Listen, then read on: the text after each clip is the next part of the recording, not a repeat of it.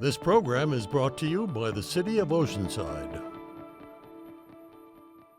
The following program does not necessarily reflect the views, opinions, or policies of the City of Oceanside, its elected officials, KOCT, its board of directors, or staff. This program is underwritten in part by Waste Management of North County in Oceanside. We are dedicated to serving customers and community as a safe, comprehensive service provider, a good corporate citizen, and a responsible environmental steward. Think green. Think Waste Management. I'm CJ Demento, your local librarian from the Oceanside Public Library and city staff for the Oceanside Arts Commission. I am pleased to welcome you to the September edition of Oceanside Spectrum, a chance to highlight some amazing work being done in our community. First, we have Sisters of the Streets on the KOCT soundstage to share their mission to foster hope, love, and freedom from domestic sex trafficking and how their organization is changing and their new direction. The Seroptimist International Oceanside-Carlsbad Club is here to talk about access to education and training for women and girls to achieve economic empowerment. Kathy's Legacy Foundation will talk about the work that they do with children and families impacted by domestic violence and the fundraiser that they have coming up. And Blue Star Families is here as well with their empowering mission to help military families address the challenge of the military lifestyle with innovative strategies. So get ready because Oceanside Spectrum starts now.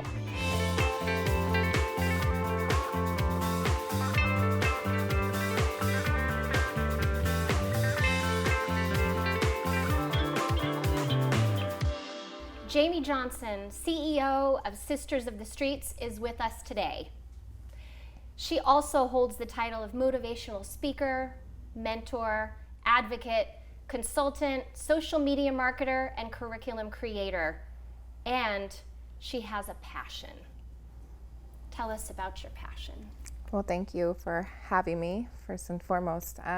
My passion just comes from really, I feel like I just was given an opportunity, a second chance at life, and I felt obligated to use things that were meant to, I feel, tear my life down, and was able to turn them into something that can not only bring healing to myself, but the community as well as other people that may not know that there's healing available. And so the passion is really just driven from knowing that there is a solution and a possibility to help turn people's pain into power and into purpose. Wonderful. So tell us about Sisters of the Streets. It's an organization that helps to fight exploitation. Yes. And it's headed in some new directions. Can you tell us what some of the changes are that are coming for your organization? Yeah, definitely. Well, I like to consider Sisters of the Streets an empowerment organization. Mm-hmm. I firmly believe that in order for people to want to change the course of their life, we have to feel empowered and we have to know that there are other options first and foremost, but we also have to believe that we're worthy of those options. And so we just like to come alongside everybody that is experiencing any impact through exploitation, aka sex trafficking, human trafficking, whatever terminology resonates. And we just like to find the root vulnerabilities and the root causes that are driving not only those that are being victimized, but those that are doing the victimization. And so if we can heal those societal issues and root vulnerabilities, then we can, as a whole and as a community, embrace those that are experiencing that trauma, as well as figure out how to send them in different directions and provide those opportunities.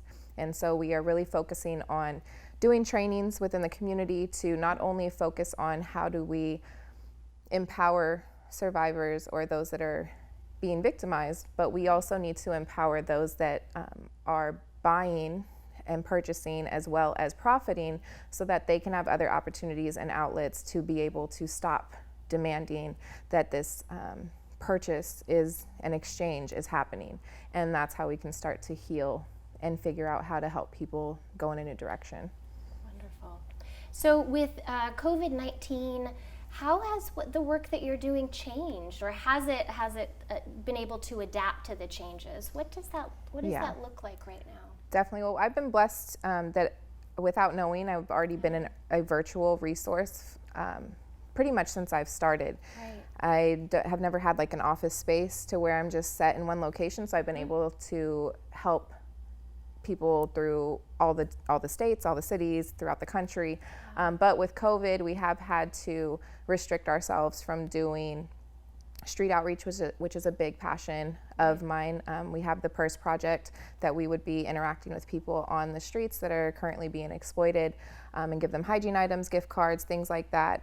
Now we are trying to transition that into care packages every month, and so we are trying to put together nice packages of makeup and gift cards and hygiene items and just things that people might like to receive and embrace with love, and we want to send those to the survivors or people with lived experience that sign up for those needs, and we send those out every month and be able to kind of create community in that way. Wow. And we also have been able to transition into doing virtual support groups once a week for anybody experiencing any type of exploitation. Okay. We hop on Zoom and we just have a safe place to process, to try to hold each other accountable, to try to help reach goals throughout the weeks. And so we're able to provide that, and we're also able to transition all of our community trainings and expert consultation through Zoom. And so we're actually able to reach a lot more people at one time.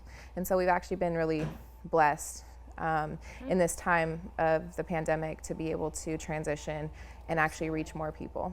Absolutely. And coming up, you have a virtual panel that you're doing, and it's going to have 10 experts, right?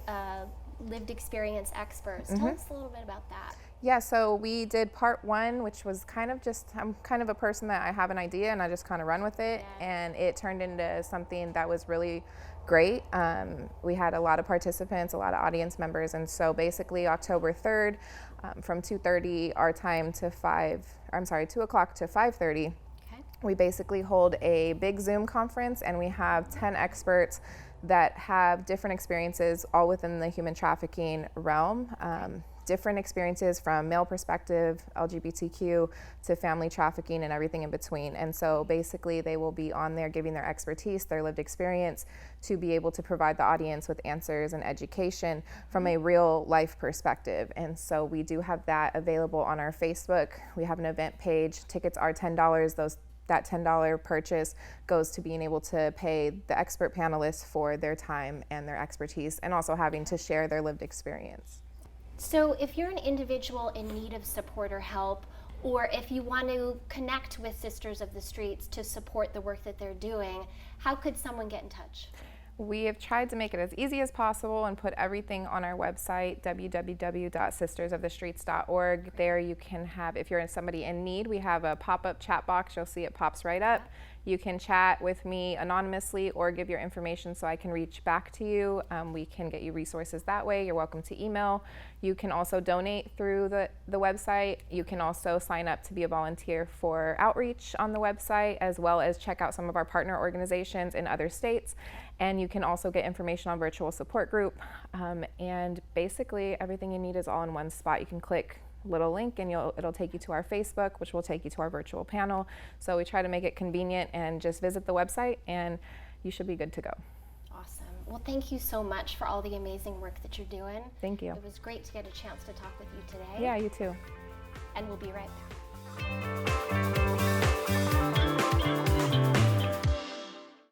Son, love is like the ocean. You have to tread the waters. Dad, that's not the kind of help I needed. Jessica, will you go to prom with me? Yes. Thousands of teens in foster care can't wait to share their first with you.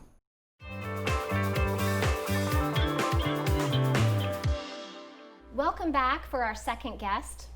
Adele Mcintosh with the Seroptimus International Oceanside-Carlsbad Club is with us.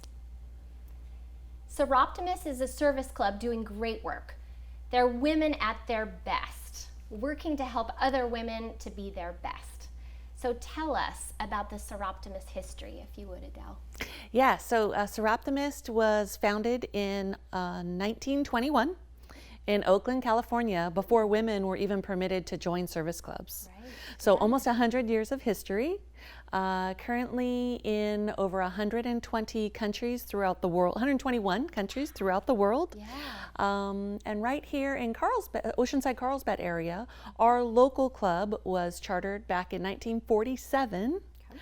We have about 60 members in our club, and I like to say we're the best kept secret in North County. Wonderful, wonderful. So your vision is for women and girls to have resources, opportunities to reach their full potential and live their dreams. So to accomplish that vision, tell us a little bit about your Dream It, Be It career program. Yeah. So we have a couple of different programs that are called our DREAM programs. Dream It, Be It, career support for girls. So we take girls, although all girls have obstacles simply because of their gender these days, we take girls who have increased obstacles, such as maybe they're in the foster system, or they've been affected by abuse or violence, or maybe they're teen parents. And what we do is we bring them together with a curriculum in small group settings, and we give them resources, information. It's like a conference. Spread out over several weeks, several weekends when it's convenient for them. And we give them resources and information that really helps them to achieve their goals, both for career and education and their dreams. And we tell them if they can dream it, they can be it. And it's awesome. It's awesome seeing life changing out of these girls. Another benefit of that is we're really trying to give them the jump start now to keep them from perpetrating some of the, maybe what they've grown up with, the violence, the domestic violence, abuse, potentially even human trafficking. Okay, yeah. And your organization gave away $30,000 last year in 2019. Tell us a little bit about the programs that went to, where that went in Carlsbad and Oceanside. Yeah, no. So we are a service club. We do fundraising, we do hands-on, and it's so great when we get to give the money away. So last year, over $30,000, and it went primarily to two separate of our DREAM programs. One of them is called our Live Your Dream awardees, where we give financial grants to women. We gave away 7 grants ranging from $2,000 to $3,000 to female head of household. So these women are the primary source of finance for their family, and they're returning to school to better their education. So whether it's getting a nursing degree or going for an accounting degree, sometimes this is what these girls need just to keep going. We gave about $16,000 in direct grants, and then the other $16,000 or so we provided to 2 community partners, our Live Your Dream community partners, WRC, the Women's Resource Center right here, and Monterey North County. And again, both of those support that same demographic of women and girls that we're looking to help. So you were telling me about how you find and locate women and kids to support, girls to support. And I was really blown away by the work that you guys do in the community to really find those folks that will be the most impacted by what you're doing in your program. So tell the audience a little bit about that, if you would. Yeah. So for our Dream It, Be It career support for girls, we work with the high school. This is a curriculum that is designed for high school girls. So we work with the high schools, the counseling departments. We work with our partners at Monterey North County, Boys and Girls Club, the girls at Ocean Shores Continuation School, although I think they have a new name now. They've just rebranded. So that's how we get the girls for our Dream It, Be It program. And then for our Live Your Dream awardees, we actually are part of a co-op or a collaborative of Optimists throughout Southern California. So we reach out to all of the colleges in San Diego and Orange County. We've had on-campus application events where we encourage the women in college or the women just starting college to go and fill those out. And then we also work on the college level with the EOPS program, Education Opportunity Program and Services. Okay. So the EOPS program was founded in 1969, and it's a state-funded program that helps underprivileged women and men in both sides to help through their college career. Wonderful, wonderful. So if someone wants to know more about your organization, become a member, or support the great work that you're doing, how would they go about doing that? Yeah, so I'm sure everyone says, go to our website. So it's Oceanside-Carlsbad.com. You can also just Google Seroptimist Oceanside and lots will come up. So we've got a great 2.5-minute video on there that talks about our Live Your Dream program and highlights a couple of our awardees.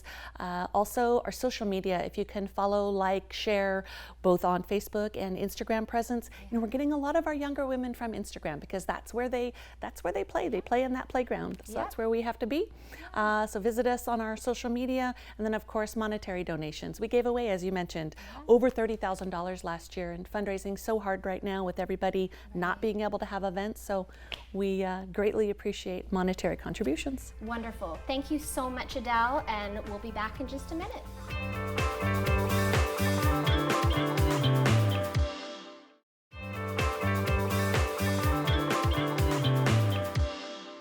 Welcome back. Ginny Sharbarth is with us. Ginny Sharbarth is a loving mother whose daughter was murdered, and she knew that there was work to be done and that her daughter would want her to do that work to support other families and children who have lost someone to domestic violence. Tell us about your daughter, Kathy. I'd love to tell you about Kathy. Kathy is my firstborn. She was born in Thanksgiving Day, and she was born on Thanksgiving Day, 2000, and she was murdered on her birthday in 2011. So it was her 34th birthday. So she was born on Thanksgiving Day, lost her life on Thanksgiving Day. And Kathy was an amazing daughter. She was very thoughtful, always leaving little notes around the house for us, and very, very loving. And she was a great big sister to Michael and Melissa, my other kids. And she had a beautiful daughter, Madison. She had her own business. She had a furniture import business. And life was good. She was happy. But as period of time went on, she knew she was in a very bad situation. He was getting volatile and violent, and she said, it's time for me to leave. And so she made an exit plan. She did everything right, and she left. And she and Madison went and lived off Korea Way in Carlsbad.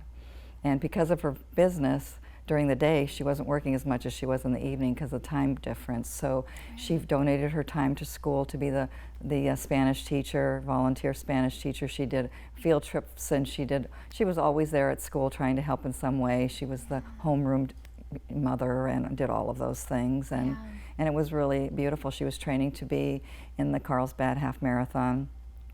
She was just living life, and she was so happy to be away from that situation.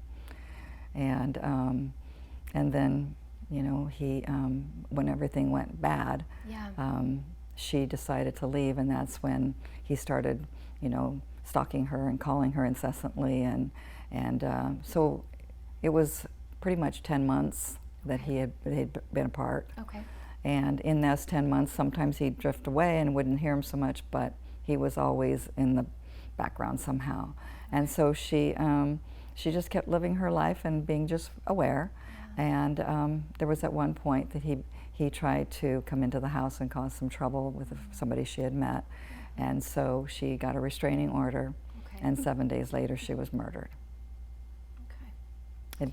That's what started kind of all of our work, because I felt very strongly about how could this happen. She had a restraining order. She came to the field when Madison was playing, and she was waving this paper saying, "Today I am empowered." Wow.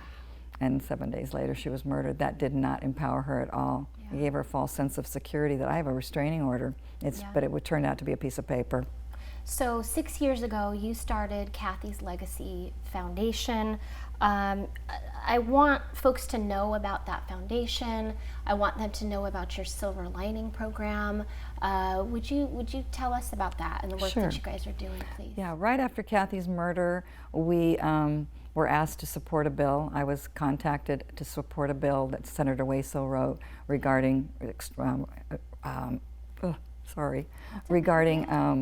domestic violence, and having a restraining order to go with it, to put some meat behind the bill. So it wasn't just so that there would be some sort of monitoring device. And so I went to Sacramento, and I spent a whole year just really promoting the Kathy's Law. And it was AB 2467 at the time. It was a bill. And I spent that year doing that. It passed, and they named it Kathy's Law. And so after that, I clearly heard Kathy's voice saying, "You've got a voice, Mom, use it." Yeah. So I was teaching first grade at the time, where Madison was going to school actually, and I saw the year out, and then I retired from teaching. Yeah. And I took off the teacher's hat and became an executive director for Kathy's Legacy. My son and I are the co-founders of it, Michael and I. And it just became our passion to help other children, because we knew Madison and we knew what we had to do for Madison, and basically it was everything that you do for your children. Absolutely. And I'm wondering, where are all the Madisons? Yeah. Where are all these kids that, because when people see it on the news, it's on the news and then it's gone. And you never wonder about those kids. Kathy, just because of Thanksgiving, she was blonde and blue eyes and kind of the girl next door, it really hit the news for a week. It was out there constantly. It was tough. And because of Kathy's Law, her picture was always up there. Right. So it became very like, where are these kids? We really wanted to know. So we partnered with with Rady's Children's Hospital. Yeah. And I said, let's find these kids, let's help these kids. And oh yeah, well, find out they weren't tracked. Wow. So no one ever checked up on Madison. Everybody said, is she getting the therapy she needs? Is she okay? Is there any? Once my husband and I took her and got guardianship her, like, bye-bye. So that's what you do. That's what Kathy's Legacy Foundation yes. Kathy's Legacy does everything. We do furniture for the kids. You know, right now they need desks and chairs because they're sitting on the floor trying to do their lessons. We've done tutoring for the kids. We do every month. We help with food, clothing. We've done braces. We've done laptops. We've, you name it, whatever you need for your kids, these kids need it. They're being raised by grandparents or aunts and uncles that just have their aunts and uncles have their own kids, and then now they've got more. And then we have a family of 80-year-olds with 3 little girls. God bless them. Right. So you're having a golf event. We're having fundraiser. Yes. How can people support you? How can people go to your golf event, support the amazing work that you're doing in our community? Perfect. Well, we wanted to do an indoor, gala. Got out of the way because of COVID, so we really thought the only option we had was something outdoors and seeing all the golfers. So we're having a golf tournament on September 26th. Great. A shotgun start. It's going really well. We've still got room for golfers to come out and support Kathy's Legacy. All the proceeds will go to support children of homicide. And if you've watched the news through COVID, we've had several homicides from domestic violence leaving behind children. So we need to get those kids help, because I know firsthand how devastating it is. So if you can't come out and golf, or you have a business and you'd like to sponsor us, you can go to kathyslegacygolf.com and see everything there is to know, or you can go to our website, kathyslegacy.org, and you can donate there, and any support is well appreciated. So everyone support this great cause, and Ginny, thank you so much for sharing your story and being here today. Thanks for having me, appreciate it. We'll be right back.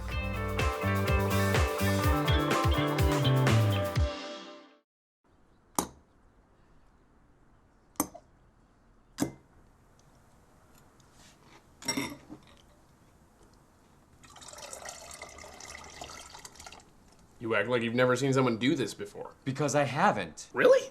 I've been doing this for a while. Saves me a ton of money. But we share this milk. Then we're both saving money.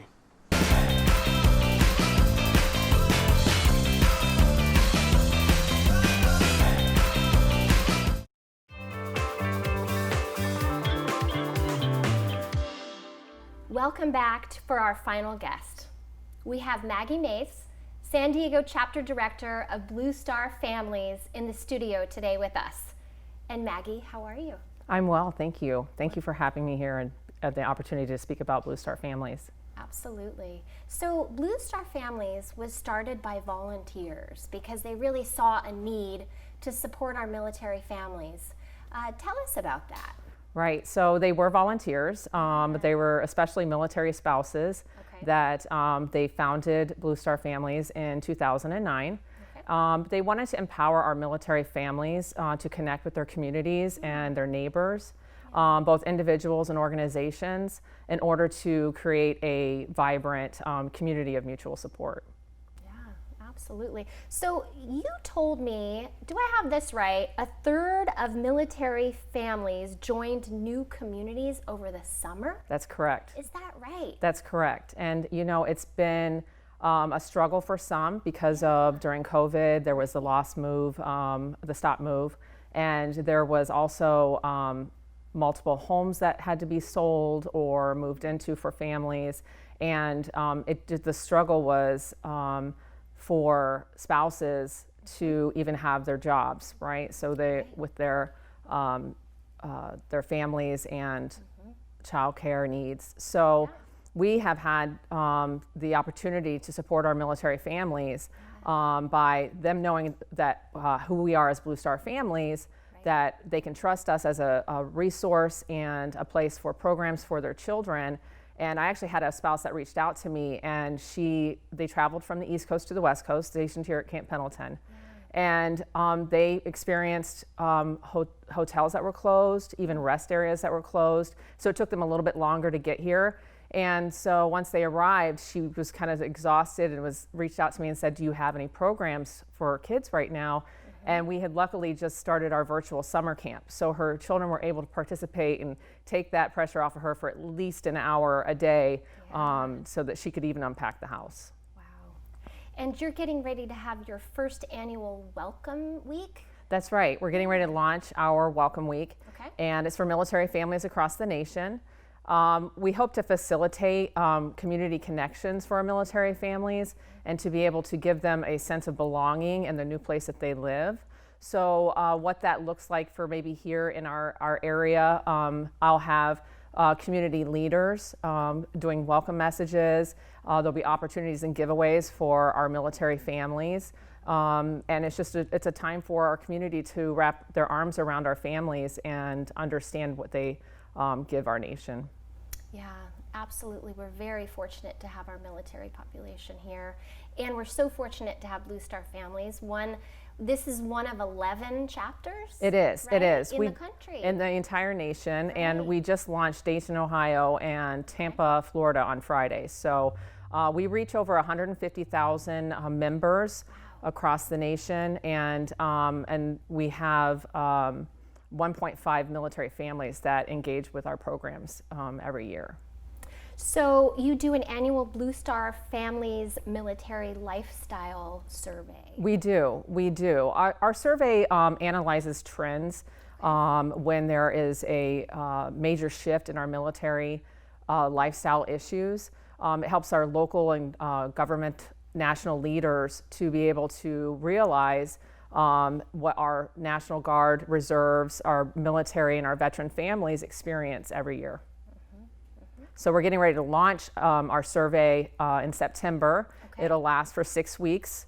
And anyone can take it, military families 18 and older, and our veterans especially, and our military members. Okay. And where can they find information about Welcome Week? Where can they find that survey? Right. Tell us where people can find more about your organization and all the amazing things that you guys offer for military families. Right. So we have a webpage. It's bluestarfam.org. Okay. And for the San Diego, Camp Pendleton area, which I'm a chapter director for, you can go to our Facebook page, Blue Star Families of San Diego, and get more up-to-date local information and resources. Maggie, thank you so much for the great information and for being here with us today. Thanks for having me. And thank you for watching this edition of Oceanside Spectrum with these amazing, resilient guests who are every day working to empower our community. If you would like to be a guest on the show, please visit koct.org/spectrum to find out details on how your nonprofit can be a part of Spectrum. Stay up to date with all things North County by visiting koct.org. Thanks, and take good care.